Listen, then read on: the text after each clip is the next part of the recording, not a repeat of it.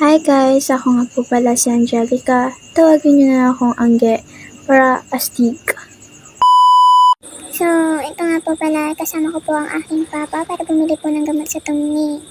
Kasi nga kailangan ni mother. So, bibigyan na lang ako pag nakabili na ako. So, nga po ay nakabili na ako ng gamot nito. So, uwi na. Dito nga po akala ko pauwi na ka talaga kami pero hindi pa pala. Bibili pa daw kami ng gamot sa kabilang tindahan, sabi ni Papa. Ay naku, ang ganda talaga dito sa Tumning, kaya bumili na kayo. At eto na, pupunta na kami sa self-care pharmacy para bumili ng gamot. At so far, nakabili naman kami. Dito nga po pala ay pauwi na kami ng aking Father Earth at yun nga, dahan-dahan lang talaga kami dito mag-drive kasi nga madaming tumadaan na sasakyan at baka, syempre diba, para iwas disgrasya natin. So yan. Tignan niyo yung paligid, napakaganda at sariwa talaga yung hangin. Oh my God! Dito nga pala yung naisipan kong kuhanan yung Mormon. Yan, Mormon. Sa mga Mormon dyan, hello sa inyo.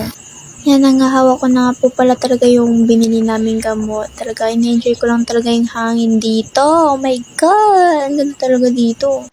Dito nga po ay dito na kami sa may bandang iglesia at isi-share ko lang po kung saan nagtatrabaho yung aking kuya.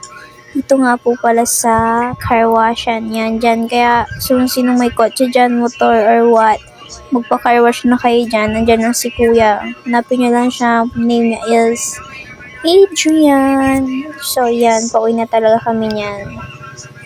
At dito na po nagtatapos yung aking vlog. So yeah, babush!